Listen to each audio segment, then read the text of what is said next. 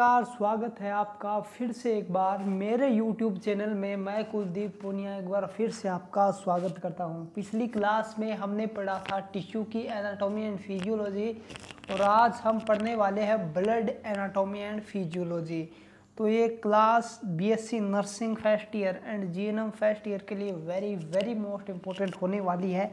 तो चलिए देखते हैं कि ब्लड होता क्या है, क्या डेफिनेशन है, क्या कुछ है। हम एक क्लास से लेकर बेसिक से लेकर इसमें कंपटीशन लेवल की तक तैयारी हम करवा सकते हैं। तो देखिए आप हर वो क्वेश्चन मिलेगा जो कंपटीशन लेवल में आता है। तो देखिएगा कि ब्लड होता क्या है, ब्लड को किस नाम से अन्य नाम से जाना जाता है। तो सब देखिए कि ब्लड एक लिक्विड कनेक्टिव टिश्यू है जिसमें लिक्विड मैट्रिक्स यानी प्लाज्मा होता है।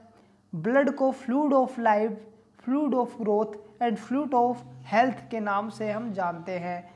ब्लड का टेम्परेचर कोर बॉडी टेम्परेचर यानी 38 डिग्री सेल्सियस या फ़ारेनहाइट में कहो तो 100.4 डिग्री फ़ारेनहाइट होता है, जो ओरल टेम्परेचर से लगभग 1 डिग्री अधिक होता है। ब्लड की pH 7.345 से लेकर 7.45 स्लाइटली एल्कलाइन होती है थोड़ी सी। ब्लड का वेट टोटल बॉडी वेट का 7 से 8% होता है, ठीक है। तो एक मेल में अगर एवरेज ब्लड की बात करूं तो कितना होता है, तो 5 से 6 लीटर एक मेल में होता है टोटल, ठीक है। और वही फीमेल में 4 से 5 लीटर ब्लड होता है। न्यूबॉर्न की बात करूं तो 80 ml पर kg के हिसाब से एक न्यूबॉर्न में वजन होता है। मान लो एक न्यूबॉर्न है जिसका वजन है 2 kg और 80 ml पर kg के हिसाब से होता है, तो मान लो 160 ml उसमें ब्लड होगा। तो स्पेसिफिक ग्रेविटी की बात करूं ब्लड की, तो ब्लड की स्पेसिफिक ग्रेविटी 1.052 से लेकर 1.02062 होती है, ठीक है। प्लाज्मा अकेले की बात करूं तो प्लाज्मा की होती है 1.022 से 1.022 से लेकर 1.026 होती है, ठीक है। इसी प्रकार कुछ इसमें वॉल्यूम दे रखी है, कितनी क्या वॉल्यूम होती है तो आप देख लीजिएगा स्क्रीनशॉट लेकर इसका। अब फंक्शन ऑफ ब्लड कि ब्लड का क्या फंक्शन है। सबसे पहले जो फंक्शन होता है वेरी मोस्ट इम्पोर्टेंट फंक्शन वो ट्रांसपोर्ट का है, ठीक है। तो ब्लड है वो मेन ट्रांसपोर्टर है बॉडी का, जो सब्सटेंस को एक बॉडी के एक पार्ट से अनदर पार्ट में ले जाने का काम करता है। जैसे गैस O2 को लंग्स से टिश्यू में, टिश्यू से वापस लंग्स से बाहर निकालने का ऐसा काम एक्सचेंज होता रहता ना, तो ये गैस को ले जाता है, न्यूट्रिएंट को ले जाता है, जैसे ग्लूकोज है, एमिनो एसिड है, फैटी एसिड है। इसी प्रकार हार्मोन को भी ले जाता है, जैसे GH हार्मोन है, T3 T4 हार्मोन है, ठीक है।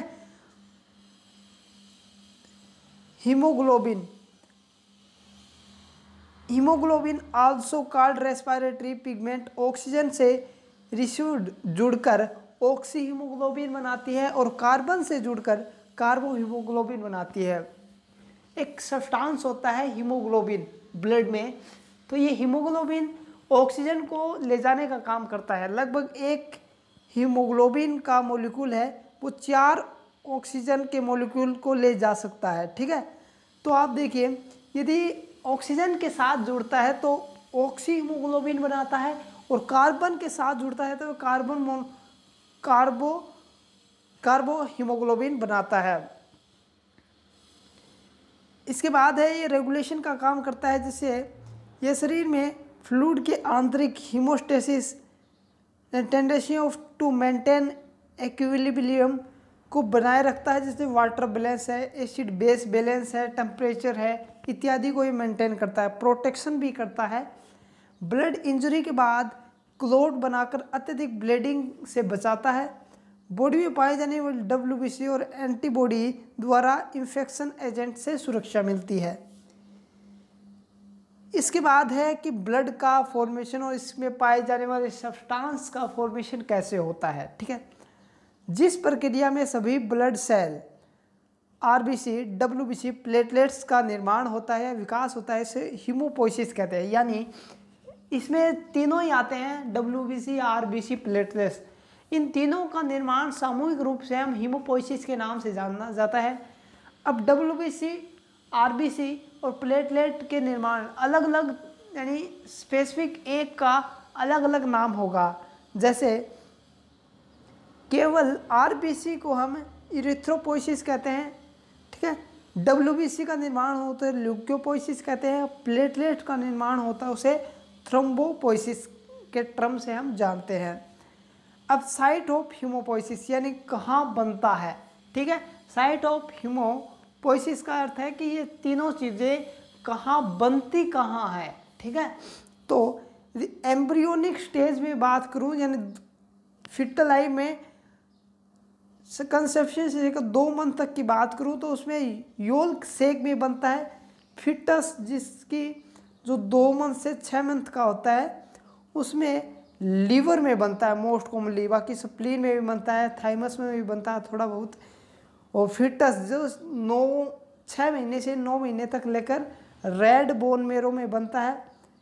आपसे प्रश्न पूछा जा सकता है कि फिटस में किस एज में आकर रेड बोन मेरो में ब्लड बनना स्टार्ट हो जाता है, तो 6 महीने में बनना स्टार्ट हो जाता है। फिर आफ्टर 20 ईयर के बाद रेड बोन मेरो, फिर यही चलता रहता है रेड बोन मेरो में। और अन्य बोन मेरो में जितनी भी बोन होती है उनमें रेड, येलो बोन मेरो अलग अलग होती है, वो बोन मेरो में ही बनता है। ठीक है,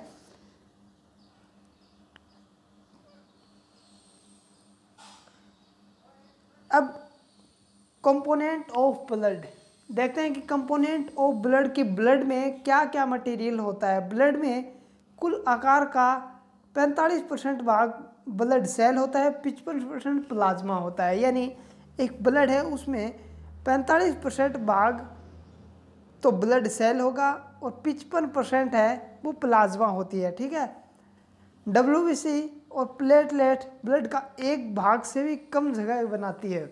ठीक है, डब्ल्यूबीसी और प्लेटलेट है वो तो बहुत कम संख्या में होती है, बाकी ज़्यादा संख्या में पहले तो नंबर पर अपना प्लाज्मा आ गया, दूसरे नंबर पर आरबीसी आ गई। ठीक है, देखिए तो ये एक ग्राफ है, इसकी वजह से हम इसके समझते हैं।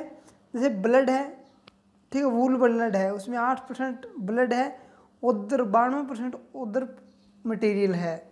जैसे इसमें भी 55% प्लाज्मा हो गया, 45% ब्लड सेल हो गई। प्लाज्मा में एल्ब्यूमिन है, ग्लोबिन है, फाइब्रिनोजन है, इसके बाद गैसेज है, नाइट्रेट्स है, वेस्ट प्रोडक्ट है, हार्मोन है, वाटर है। और सेल में आरबीसी है, डब्ल्यूबीसी है, प्लेटलेट है। ठीक है, तो आरबीसी की कई बार काउंट पूछ ली जाती है, टोटल काउंट कितनी होती है, तो 4.8 से 5.4 मिलियन सेल पर यूएल होती है। ठीक है, वही डब्ल्यूबीसी की बात करूं तो 4000 से लेकर 11000 सेल पर यूएल होती है। इससे कम ज़्यादा हो तो इन्फेक्शन का साइन होता है। प्लेटलेट 1.5 लाख से 4.5 लाख के बीच आपकी प्लेटलेट होती है। अब पहला नंबर टॉपिक है, हम बात करते हैं ब्लड प्लाज्मा की। ठीक है, रक्त में सभी प्रकार के रक्त कणिकाओं को निकलने के बाद जो स्ट्रे कलर का लिक्विड बचता है उसे प्लाज्मा कहते हैं। यानी एक ब्लड लो आप, उस ब्लड से सभी कंपोनेंट हटा दो, उसमें से हम आरबीसी भी हटा दें, डब्ल्यूबीसी भी हटा दें, प्लेटलेट भी हटा ले, उसके बाद जो प्रोडक्ट बचता है जो वाटर लाइक होता है, थोड़ा सा येलो कलर जैसा बोल सकते हैं, यूरिन के जैसा, तो वो प्रोडक्ट है वो प्लाज्मा कहलाती है। ठीक है, ब्लड में 50 से 60% वाटर होता है। कोगुलेशन के बाद प्लाज्मा के शेष बचे हुए पानी युक्त भाग को सीरम कहते हैं। अब मान लो प्लाज्मा हमने निकाल दी और प्लाज्मा को हमने जमा दिया, कोगुलेशन कर दिया। अब इसके बाद जो वाटर लायक हमें प्रोडक्ट मिलेगा जैसे पानी के जैसा पतला बच गया जो जमा नहीं, कोगुलेंट नहीं हुआ, उसे हम सीरम कहते हैं। ठीक है, तो ये कुछ टर्म हैं आपको याद रखने पड़ेंगे। सीरम में क्लोटिंग फैक्टर है, जैसे फिब्रिनोजन नहीं होता, इसी कारण ये जमता नहीं है। एल्ब्यूमिन सबसे छोटा मॉलिक्यूल्स वाला प्रोटीन कौन सा होता है? एल्ब्यूमिन होता है। सबसे छोटा मॉलिक्यूल्स वाला प्रोटीन एल्ब्यूमिन होता है, तब प्लाज्मा में सबसे अधिक मात्रा में पाया जाता है। सबसे छोटा मॉलिक्यूल ब्लड में एल्ब्यूमिन होता है, तब प्लाज्मा में सबसे अधिक मात्रा में जो प्रोटीन पाया जाता है वो एल्ब्यूमिन होता है। Gamma globin protein plasma cell में निर्मित होता है, के अलावा सभी प्लाज्मा प्रोटीन का निर्माण लीवर में हिप्टोसाइट के द्वारा होती है। हिप्टोसाइट लीवर में पाई जाने वाली एक सेल होती है। ठीक है, अब cell composition of blood and formed element of blood, RBC. अब स्टडी करेंगे हम आरबीसी की, कि आरबीसी क्या है। आरबीसी या इरिथ्रोसाइट, आरबीसी का अदर नाम, अधिक कंपटीशन में कई बार आपसे आरबीसी न देकर अगला इरिथ्रोसाइट नाम दे सकता है, तो आप घबराइए मत, आप ये टर्म याद रखिए। ठीक है, अब देखिए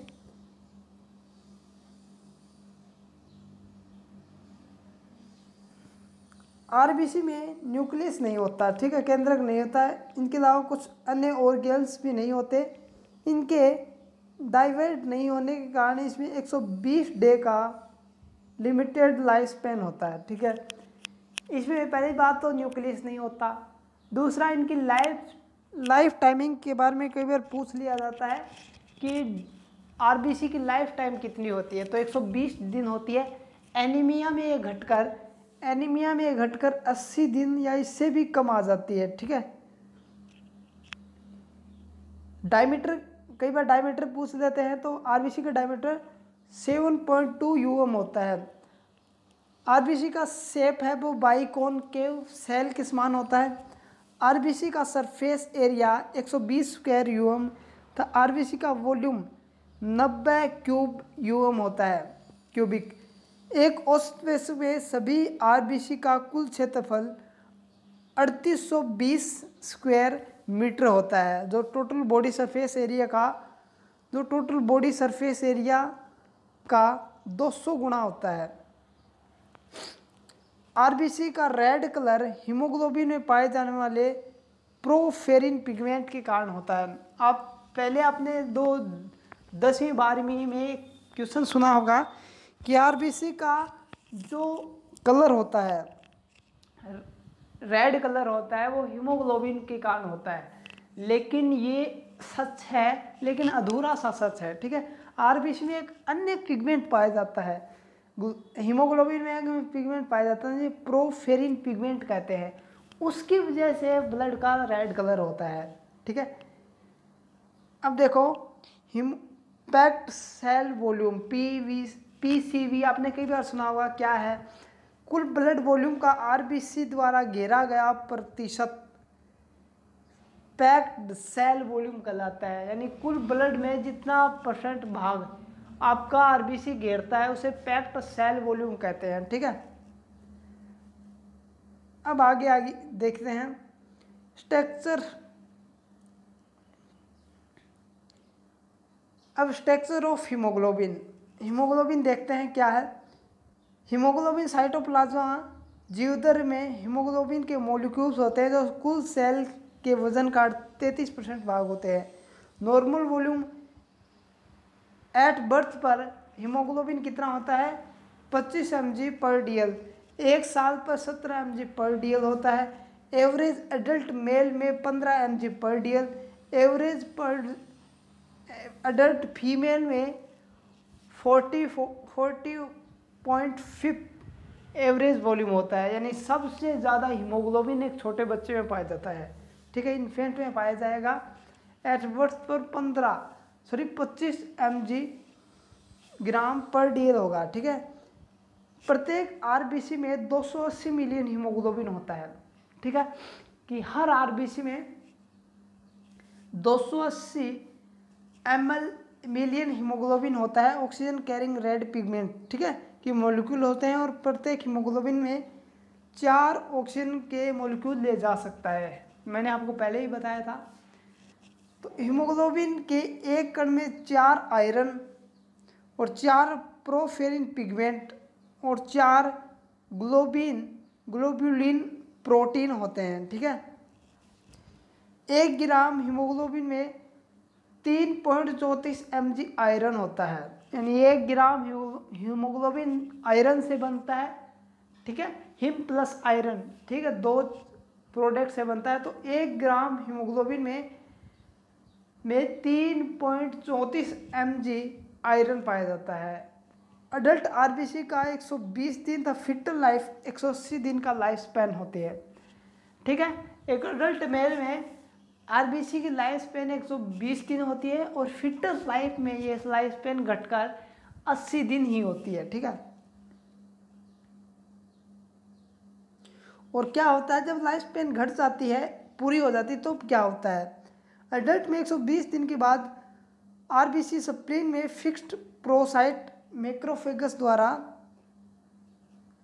नष्ट कर दी जाती है। यानी क्या होता है कि 120 दिन के बाद जब इसका लाइफ स्पैन पूरा हो जाता है तो क्या होता है, आरबीसी स्प्लीन में चली जाती है। उस स्प्लीन में जाने के बाद ये वहाँ पर हिम इसका अलग हो जाता है और ग्लोबिन इसका अलग हो जाता है, ठीक है। तो एक फिक्स इसका जो स्प्लीन है इसका डायमीटर, कैपिलरी का डायमीटर फिक्स होता है, जिसमें क्या होता है कि आरबीसी में नष्टीकरण स्प्लीन में कारण होता है और जिसे कब्रिस्तान ऑफ आरबीसी कहते हैं। यानी स्प्लीन को कब्रिस्तान ऑफ आरबीसी कहते हैं, ग्रेयार्ड ऑफ आरबीसी, ठीक है।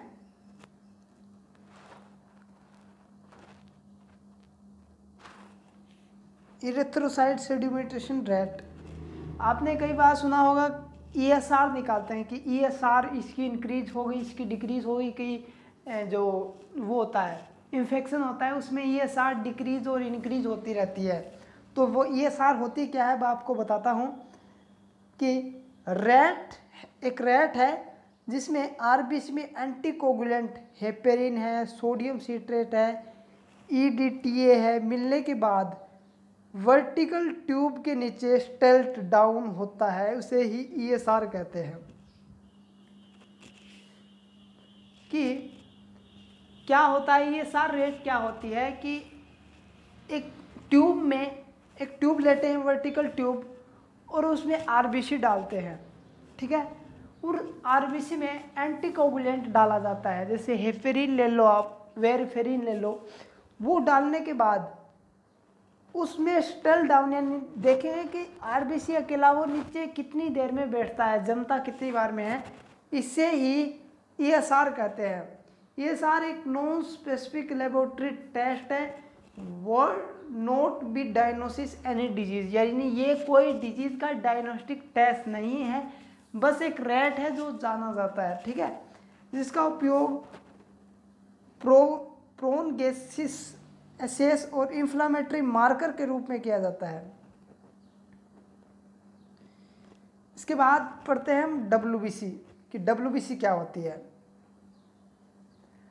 डब्ल्यूबीसी एक न्यूक्लियर सेल होती है जिसका मुख्य कार्य संक्रमण के विरुद्ध डिफेंस का कार्य करना होता है। अब इसमें भी 2 टाइप में डिवाइड किया गया है, ग्रेनुलर ल्यूकोसाइट्स और एग्रेनुलर ल्यूकोसाइट। ग्रेनुलर, इसके साइटोप्लाज्म में ग्रेन्यूल्स पाए जाते हैं, ग्रेन्यूल्स में कुछ एंजाइम जैसे प्रोटीन इत्यादि पाए जाते हैं जो माइक्रो ऑर्गेनिज्म को नष्ट करते हैं। एग्रेनुलोसाइट है, उसमें लाइट माइक्रोस्कोप के द्वारा देखने पर साइटोप्लाज्म में ग्रेन्यूल्स दिखाई नहीं देते, यानी ग्रेन्यूल्स एक दाने के समान होते हैं जो प्रोटीन का निर्माण करते हैं, जो माइक्रो ऑर्गेनिज्म बैक्टीरिया वगैरह को नष्ट करने का कार्य करते हैं। इंसोलविंग सेल होती है जिसका डायमीटर 10 से 14 यूएम होता है। डब्ल्यूबीसी में एसिडिक डाई इयोन से स्टाइन करने होने के बाद रेड ऑरेंज कलर देती है, इसे इंसोफिन कहलाती है। इसी प्रकार बेसोफिल्स है, इसका डायमीटर 8 से 10 यूएम होता है। न्यूट्रोफिल्स है, ठीक है। और इसी प्रकार लिम्फोसाइट है, लिम्फोसाइट का डायमीटर 7 से 12 यूएम होता है। अब लिम्फोसाइट को भी हमने 2 पार्ट में डिवाइड किया है। लिम्फोसाइट शरीर में अधिकांश इम्यून प्रोटेक्शन के लिए जिम्मेदार होती है। लगभग 1% लिम्फोसाइट सर्कुलेटिंग ब्लड में होती है और सब शेष लिम्फोसाइट ऑर्गन जैसे lymph node, spleen, lymphoid tissue organ में रहकर फॉरगन एंटीजन का अधिकतम संपर्क स्थापित करते हैं।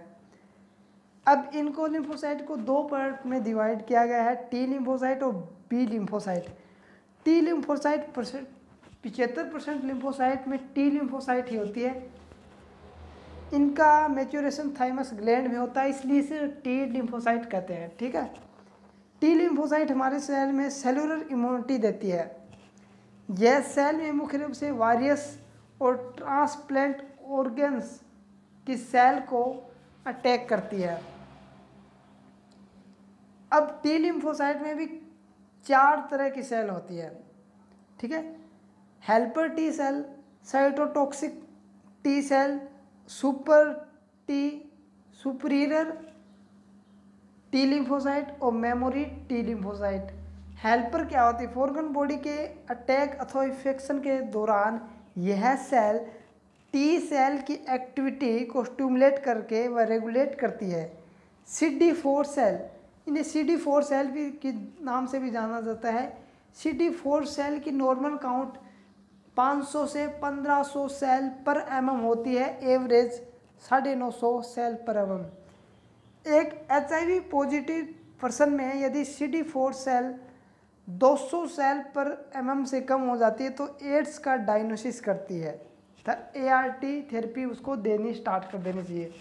ये एड्स का कंफर्मेटिव साइड टेस्ट होता है कि उसमें CD4 सेल डाउन जाती है, क्योंकि उसमें CD4 सेल का काउंट है वो 200 सेल पर mm से भी कम चला जाता है, तो ये HIV एड्स का पॉजिटिव साइन है, ठीक है, और उसको ART स्टार्ट कर देनी चाहिए।